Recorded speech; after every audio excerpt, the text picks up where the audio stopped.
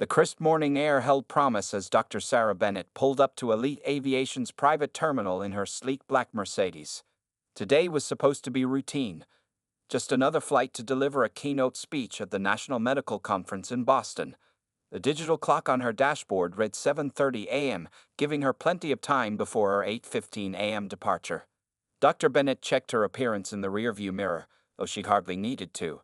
Her dark hair was perfectly styled in a professional bun, and her navy blue pantsuit spoke of success and confidence. At 35, she had already accomplished what many doctors dreamed of achieving in a lifetime.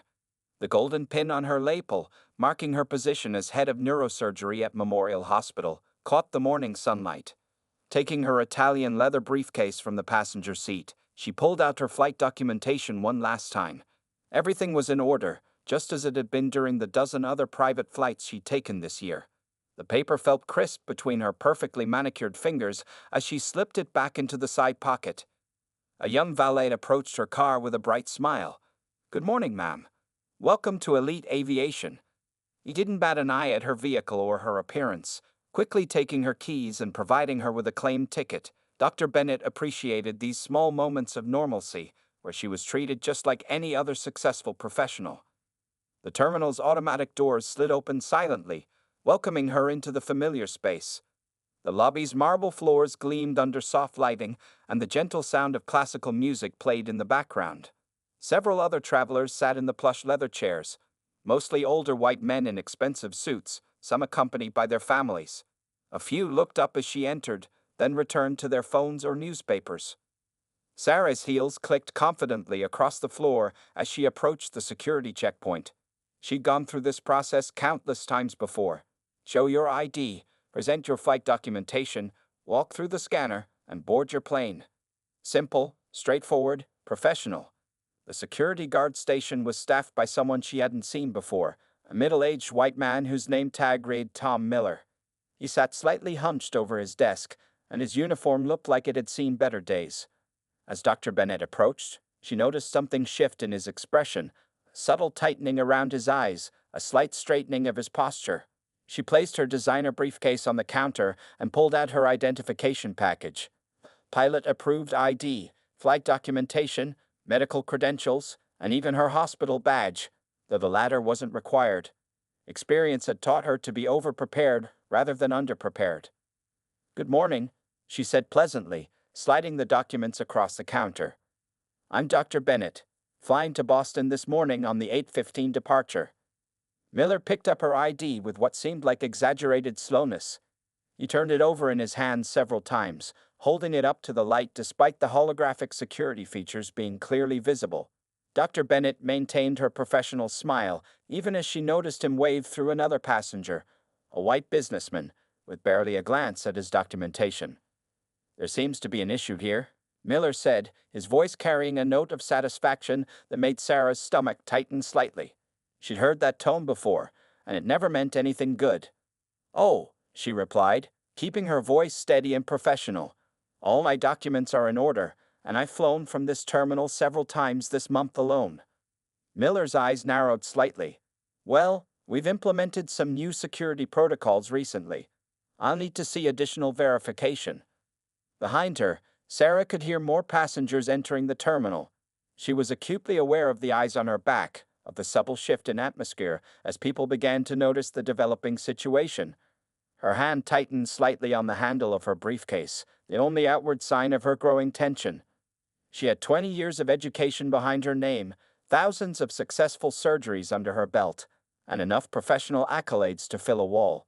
Yet here she stood, watching as Miller's fingers drummed against her ID, knowing that the next few moments would require the kind of patience she'd had to cultivate throughout her entire career.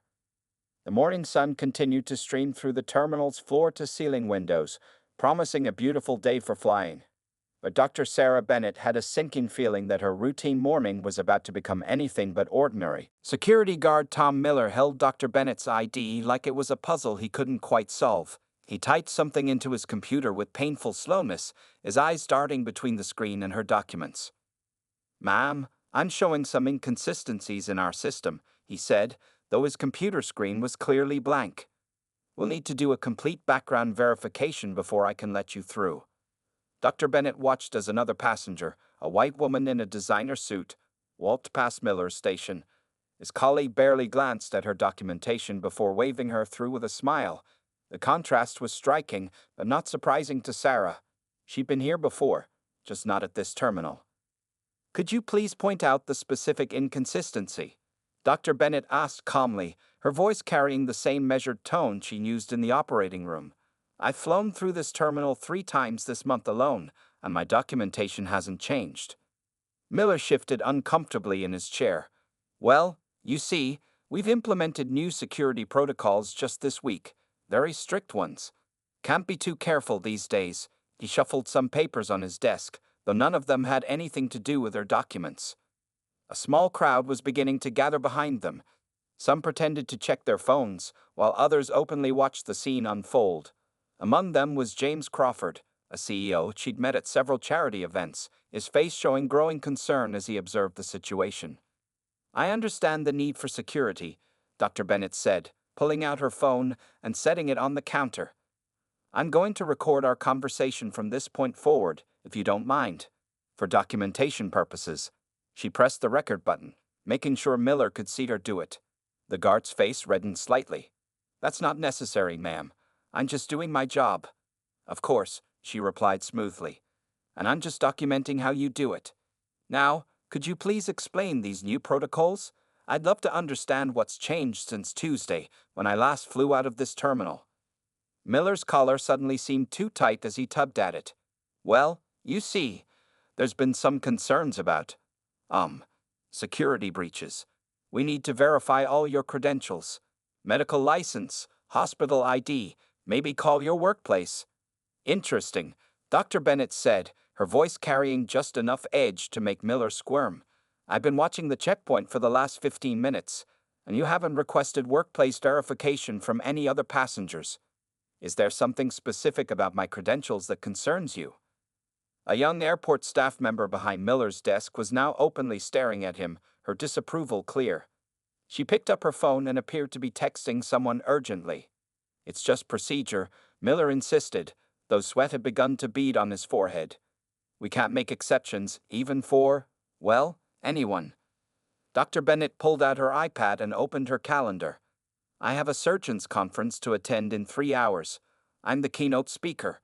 Would you like to explain to the hospital board why their head of neurosurgery missed her speech because of some unnamed new protocols that seemed to only apply to me? More phones had come out among the onlookers. Several people were now recording the interaction, their cameras capturing Miller's increasingly flustered attempts to justify his actions. Look, Miller said, lowering his voice, maybe if you had some additional identification, or if someone could vouch for you. I can vouch for her, a strong voice came from behind. James Crawford stepped forward, his expensive suit and commanding presence drawing all eyes. Dr. Bennett has saved more lives in 1 year than most people will in a lifetime. I've flown from this terminal with her before. Miller's face went from red to pale. More witnesses were stepping forward now. A flight attendant who recognized Dr. Bennett from previous flights, another regular passenger who had seen her just last week. The security guard's excuses were crumbling, but instead of backing down, he doubled down. I still need supervisor approval, he insisted, reaching for his phone with shaking hands. This is a private aviation facility, and we have to be certain about who we let through. Dr. Bennett simply nodded, her professional smile never wavering. By all means, she said, call your supervisor. In fact, I think that's an excellent idea. She turned slightly to address the growing crowd of witnesses, making sure her phone was still recording every moment of this increasingly tense situation. The morning had become a standoff, with Miller's prejudice on full display and Dr. Bennett standing her ground with unwavering dignity. The next move would determine not just how her day would unfold, but potentially how this terminal would handle such situations in the future. Miller's supervisor was nowhere to be found. 10 minutes had passed, and the security guard kept pretending to make calls while Dr. Bennett stood patiently at his counter. The growing crowd of onlookers had turned the private terminal's usual quiet atmosphere into something that felt more like a theater. Our system is running quite slow today, Miller announced, though his computer screen still showed the same blank page it had 15 minutes ago. These things happen sometimes. Maybe you should reschedule your flight. Dr. Bennett checked her watch, an elegant Cartier timepiece that probably cost more than Miller's monthly salary. "That won't be necessary," she said calmly. "I'll wait. After all, this is quite educational." She gestured to the phones, still recording the scene. "I'm sure many people will find this instructive." A young businessman who had been watching the scene unfold stepped forward. "I just went through security 5 minutes ago," he said loudly. "The system worked fine for me." He held up his boarding pass as evidence. Took less than 30 seconds. Miller's face turned an even deeper shade of red. "Every case is different," he muttered, shuffling papers around his desk. "Some require more thorough checking." "And what exactly makes my case different?" Dr. Bennett asked, her voice carrying across the now silent terminal. "I'm curious about the specific criteria you're using." She glanced at her phone, still recording. "For the record, of course." The terminal's regular coffee cart lady, Maria, had stopped nearby with her cart. She'd served Dr. Bennett countless times before and now stood watching with her arms crossed. "This is ridiculous," she said in her thick Spanish accent. "Dr. Bennett flies through here all the time. Everyone knows her." Miller's excuses were becoming more desperate. "There's been a security alert," he claimed, though no alerts were visible on any of the terminal screens. "We have to do extra verification when there are alerts." "A security alert that only applies to me." Dr. Bennett raised an eyebrow. "How fascinating. Could you show me this alert?" More passengers had begun to gather, many of them regular users of the terminal who recognized Dr. Bennett. The whispers were getting louder, and phones were still recording. Some people were openly shaking their heads at Miller's behavior. "I can't show you the alert," Miller said, his voice getting defensive. "It's confidential information." "Like the new protocols you mentioned earlier?" Dr. Bennett asked sweetly. "The ones that somehow didn't exist when I flew on Tuesday? Those confidential protocols?" A group of pilots walking through the terminal stopped to observe the scene. One of them, Captain Richardson, immediately recognized Dr. Bennett from previous flights. His face darkened as he realized what was happening. "Sarah?" he called out, using her first name from their many professional interactions. "Is there a problem here?" Before she could answer, Miller jumped in. "This is a security matter, Captain. Please move along." Captain Richardson's expression hardened. "Dr. Bennett is one of our most respected passengers. I've personally flown her dozens of times." He turned to Sarah. "You're on the Boston flight this morning, right? For the medical conference." "That's correct, Captain," she replied, never taking her eyes off Miller. "Though Mr. Miller here seems to think my credentials need special verification, apparently there's a security alert, and new protocols, and system issues. Quite a busy morning for problems, wouldn't you say?" The sarcasm in her voice was subtle but clear. Several people in the crowd chuckled, while others continued recording the increasingly awkward situation. Miller's phone rang, his actual phone this time, and he nearly jumped out of his chair. He answered it, his face growing pale as he listened to the voice on the other end.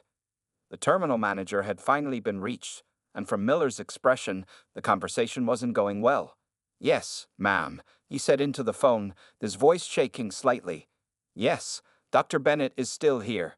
"No, I haven't. I was just following." He paused, listening. "Yes, ma'am. Right away, ma'am." Dr. Bennett stood calmly, her designer briefcase still perched on the counter, her phone still recording. She'd been through variations of this scene before, different places, different faces, same old story. But this time she had witnesses. This time she had recordings. This time, change was coming, whether Miller and his kind were ready or not. The terminal manager, Mrs. Patricia Reynolds, burst through the staff door like a storm cloud in a business suit. Her heels clicked rapidly across the marble floor as she approached the security desk, her face showing the kind of controlled anger that only 20 years in management could perfect. "Dr. Bennett," she called out, completely ignoring Miller. "I just heard what's happening. I am absolutely mortified." She turned to glare at Miller, who seemed to shrink in his chair, "and I'm sure Mr. Miller here is about to be mortified as well." The crowd that had gathered was now about 30 people strong. James Crawford, the CDO who had spoken up earlier, stepped forward again. "Patricia, I've been watching this whole thing. It's been quite the education in how not to treat a valued client." More voices joined in, creating a chorus of witnesses. A flight attendant named Jenny spoke up from the back. Dr. Bennett flew with us just 3 days ago. No issues then. She crossed her arms and stared pointedly at Miller. Funny how all these new protocols showed up just for her. Miller tried one last time to save face. I was only following security procedures. What procedures? Mrs. Reynolds cut him off sharply. The ones you made up? Because I run this terminal, Mr. Miller, and I can assure everyone here that no new security protocols were implemented this week. Dr. Bennett stood quietly, still recording everything on her phone. She'd been collecting evidence, not just of Miller's discrimination, but of the support around her. Each witness, each voice raised in her defense, was another piece of the story that needed to be told. An elderly white couple who had been watching stepped forward. The woman spoke first, her voice shaking with emotion. We've been flying private for 30 years, and I've never seen anything so shameful. This young lady is clearly a professional, and you've treated her like a criminal. Her husband nodded in agreement.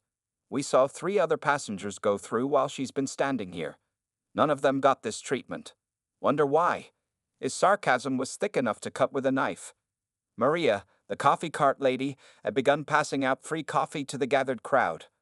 Dr. Bennett always orders a soy latte before her flights, she announced to anyone who would listen. Always leaves a good tip, always remembers my name. Some people can learn about class from her. She shot Miller a pointed look. Captain Richardson had pulled out his own phone and was scrolling through something. I have flight logs here, he announced. Dr. Bennett has flown with us 17 times in the past year alone. Never a single issue. He turned to Mrs. Reynolds. As her regular pilot, I can vouch for her integrity and professionalism.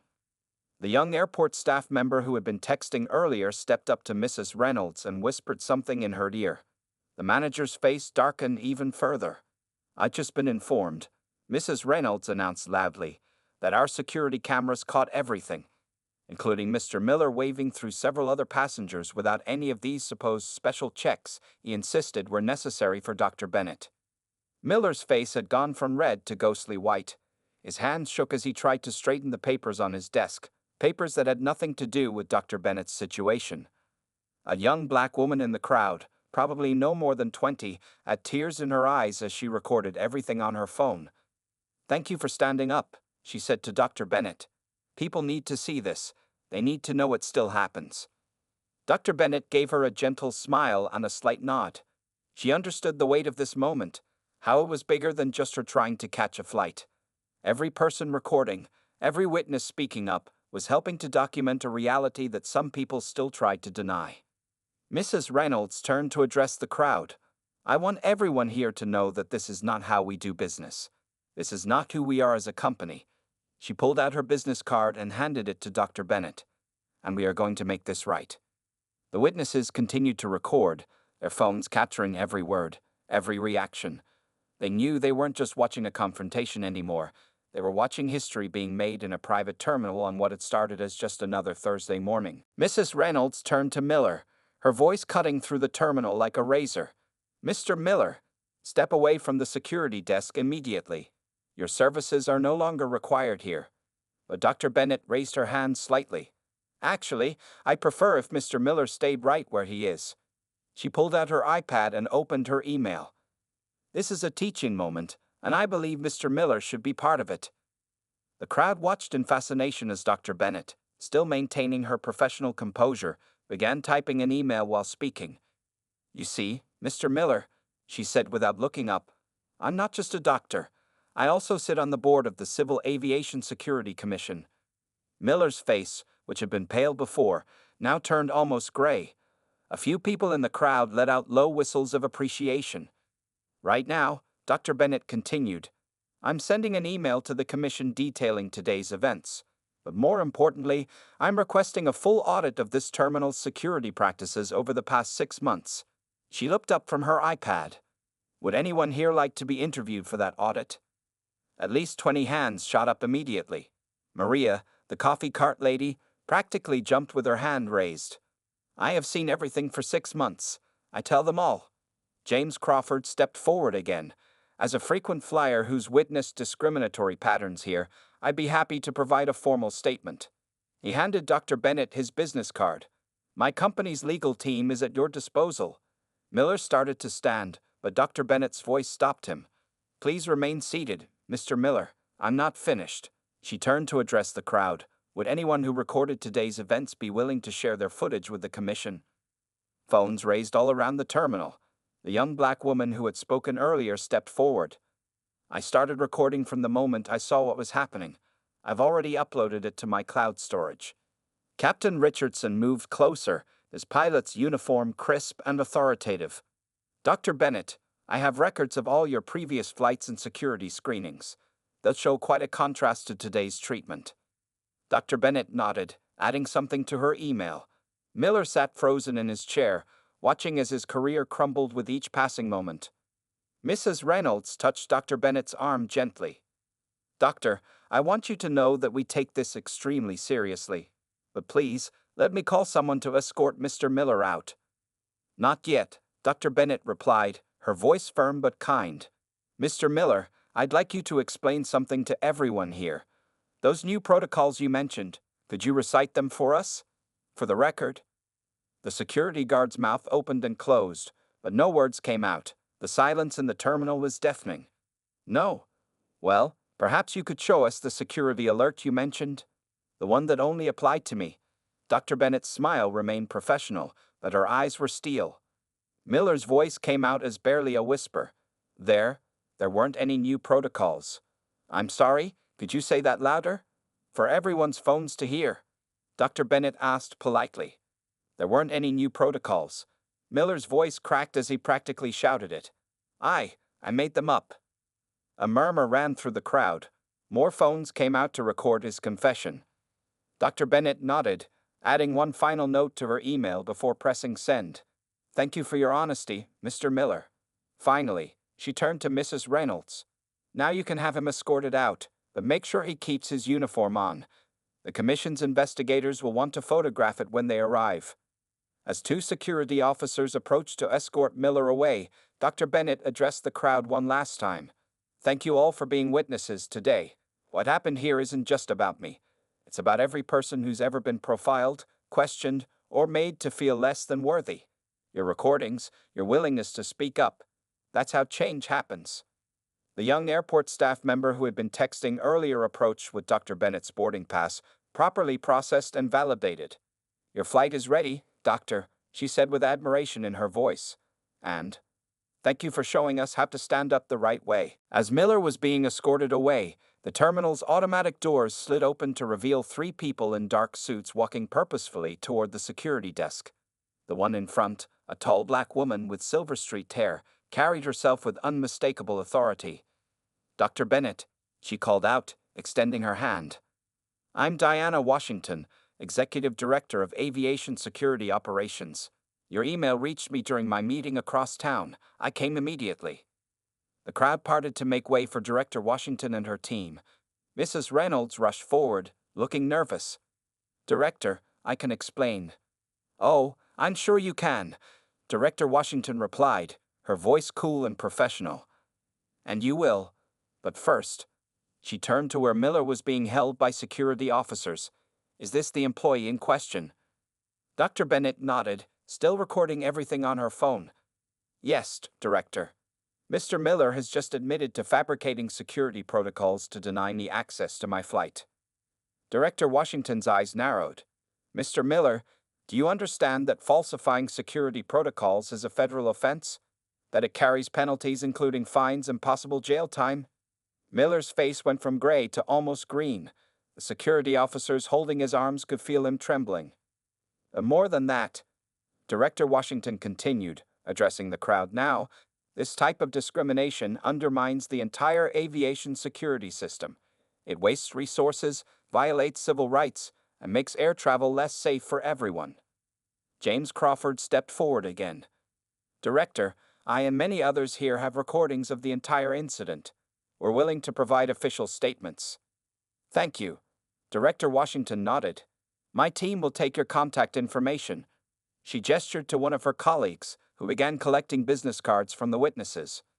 Maria, still with her coffee cart, raised her hand excitedly. I have seen him do this before. Not just today. Last month, he gave trouble to a Hispanic family. I remember. Director Washington's other colleague pulled out a tablet and began taking Maria's statement on the spot. More witnesses lined up behind her, eager to share their observations. Mrs. Reynolds wrung her hands anxiously. Director Washington, I want to assure you that this is not how our terminal operates. We have strict policies against discrimination. Policies are only as good as their enforcement, Mrs. Reynolds. Director Washington replied. Dr. Bennett is not just any passenger. She's a member of the Civil Aviation Security Commission, yes, but she's also my personal friend. We attended medical school together before I changed careers. A collective gasp went through the crowd. Miller seemed to shrink even further. Sarah, Director Washington turned to Dr. Bennett, dropping the formality, your decision to document this instead of just pulling rank. That's going to help us make real changes. Dr. Bennett smiled warmly at her old friend. That was the point, Diana. One person's rank shouldn't determine how they're treated. This needs to stop, for everyone. Director Washington nodded, then addressed the terminal at large. As of this moment, this terminal is under official review.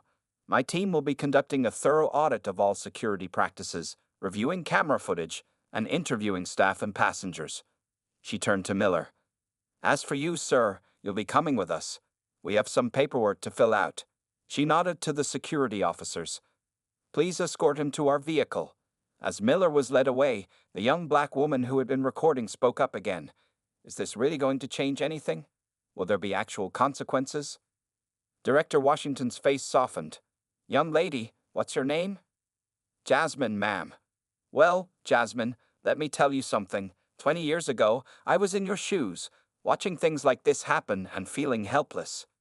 Today, I'm the one making sure there are consequences. Things change when we make them change. Dr. Bennett checked her watch. Diana, my flight is being held for you. Director Washington completed the sentence. I've already cleared it, but before you go, she turned to Mrs. Reynolds. I believe your terminal owes Dr. Bennett an official apology, a very public one. Mrs. Reynolds stepped forward, aware that every phone in the terminal was still recording. The morning's events had spiraled far beyond a simple security check, becoming something that would likely end up in training manuals and news reports. The time for simple apologies was past. Now was the time for real change. Mrs. Reynolds stepped to the center of the terminal's lobby, surrounded by recording phones and watchful eyes. Her voice trembled slightly as she began the official apology. Dr. Sarah Bennett, on behalf of Elite Aviation Terminal and our entire staff, I offer our deepest and most sincere apologies for the discriminatory treatment you experienced today. She paused, then added, but words are not enough. Actions matter more. Dr. Bennett stood quietly, her phone still recording as Mrs. Reynolds continued. Effective immediately, we are implementing the following changes. First, all our security staff will undergo mandatory anti-bias training. Second, we will install new cameras with audio recording at all security checkpoints. Third, we will create a passenger advocacy board, and we would be honored if Dr. Bennett would consider taking a leading role. Director Washington nodded approvingly. Her team was still collecting statements from witnesses, with the line now stretching across the terminal. James Crawford raised his hand. I'd like to add something to that, if I may. He stepped forward, adjusting his tie. As CEO of Crawford Industries, we have over 50 executives who use private aviation. Starting today, we will only work with terminals that can prove they have anti-discrimination policies in place and actively enforce them. Other business leaders in the crowd began nodding and voicing their agreement. One woman in a designer suit stood up. My company will do the same. This has to stop. Maria, who had finally parked her coffee cart, spoke up again. I will be watching too. Nobody disrespects good people in my terminal anymore. Her announcement brought smiles to many faces, breaking some of the tension. Captain Richardson, who had been coordinating with the flight crew, approached Dr. Bennett. Your plane is ready, doctor. But before you go. He turned to face the crowd. The Pilots Association will be issuing a formal statement supporting these changes. We see everything from our side of the terminal, and it's time we spoke up too. The young woman, Jasmine, who had been recording since the beginning, stepped forward nervously. Dr. Bennett, I posted some of the videos online. They're already going viral. People are sharing them everywhere. Dr. Bennett smiled warmly. Good. Sometimes the best disinfectant is sunlight. Director Washington checked her tablet. The videos are indeed spreading fast. Major news networks are picking up the story. Mrs. Reynolds, I suggest you prepare a public statement. This is going beyond just your terminal now. Mrs. Reynolds nodded, looking both worried and determined. We'll own our mistake and be transparent about our changes. No excuses. Suddenly, a group of terminal employees approached, led by the young staff member who had been texting earlier. We have something to say too, she announced. We've started a petition among all terminal staff. We want regular diversity and inclusion meetings, and we want them led by people who actually understand these issues. Dr. Bennett checked her watch again. Despite everything that had happened, she still had a conference to attend. Director Washington noticed and nodded to her team. All right, everyone, Director Washington announced. Dr. Bennett needs to make her flight. My team will remain here to continue taking statements and implementing preliminary changes. Here's what happens next. She held up her tablet, reading from it. A full investigation will be conducted. Mr. Miller will face disciplinary action and possible criminal charges. This terminal will undergo a complete security audit. And most importantly, every person who spoke up today will be part of making sure these changes stick. The crowd applauded as Dr. Bennett finally began walking toward her gate, escorted by Captain Richardson. The young staff member hurried ahead to clear her path, treating her with the respect she deserved from the beginning. As she walked, people reached out to shake her hand or simply nod in respect. Phones were still recording, but now they were capturing something different. Not just the exposure of discrimination, but the beginning of real change. Jasmine called out one last time. Dr. Bennett, thank you for showing us how to stand up for ourselves with dignity. Dr. Bennett turned back briefly, addressing not just Jasmine but everyone in the terminal. Remember, change doesn't just happen. We make it happen, one moment, one stand, one voice at a time.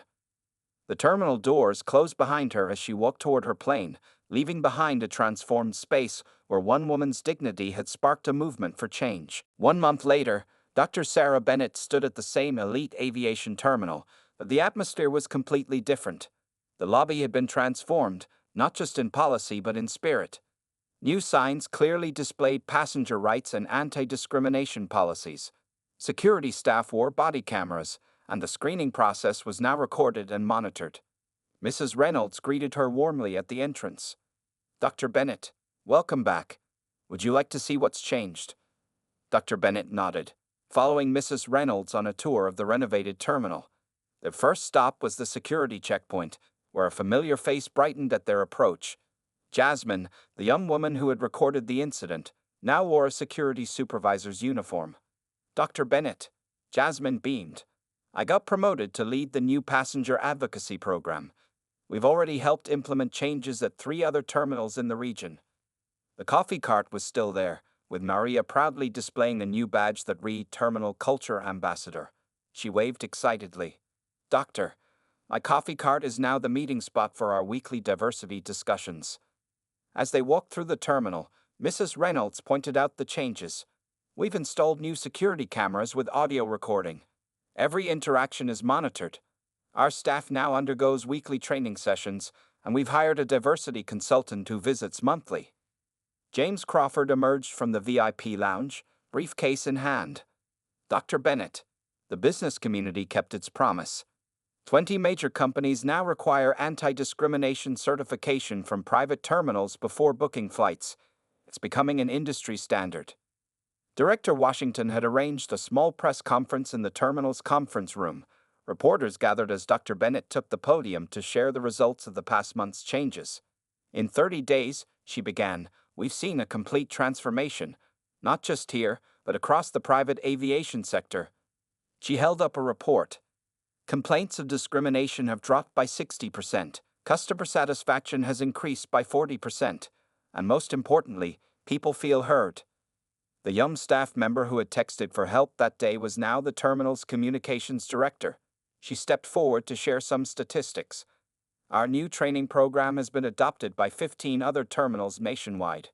We've received requests from international airports wanting to implement similar changes. Captain Richardson, standing with a group of pilots, added his own update. The Pilots Association has made anti-bias training mandatory for all crew members. We're not just flying planes anymore, we're flying the flag for change.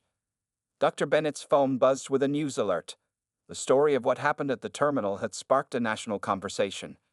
Private aviation companies across the country were reviewing their security practices. Congress was considering new legislation to strengthen anti-discrimination laws in private transportation.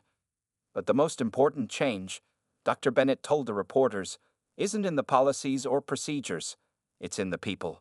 She gestured to the terminal staff, who stood proudly in their new uniforms with Equality in Aviation pins. A reporter raised her hand. Dr. Bennett, what happened to Mr. Miller? Mr. Miller pleaded guilty to civil rights violations, Director Washington answered from the back of the room. But instead of jail time, he's now required to conduct anti-bias training sessions, sharing his story as a warning to others. Sometimes the best teachers are those who learn the hardest lessons. As the press conference ended, Jasmine approached Dr. Bennett with tears in her eyes. You know what the best part is? Yesterday, a little black girl came through with her parents. She saw me in my supervisor's uniform and said she wants to work in aviation when she grows up. That never would have happened a month ago. Dr. Bennett smiled, remembering her own journey. That's how real change works. It ripples outward, touching lives we might never see. Mrs. Reynolds had one final surprise. She unveiled a new plaque near the security checkpoint. It read, "The Bennett Protocol, treating every passenger with dignity and respect." We want everyone who comes through these doors to know that discrimination has no place in aviation, Mrs. Reynolds explained. And it all started because one woman refused to accept anything less than dignity. As Dr. Bennett prepared to board her flight that day, she looked back at the transformed terminal. The coffee cart was busy, Jasmine was efficiently managing security, and passengers of all backgrounds moved through the checkpoint with equal treatment and respect. Sometimes, standing up for what's right creates waves that grow into tsunamis of change. Dr. Sarah Bennett had done more than just catch her flight that day. She had helped launch a movement that would ensure dignity and respect for generations of passengers to come.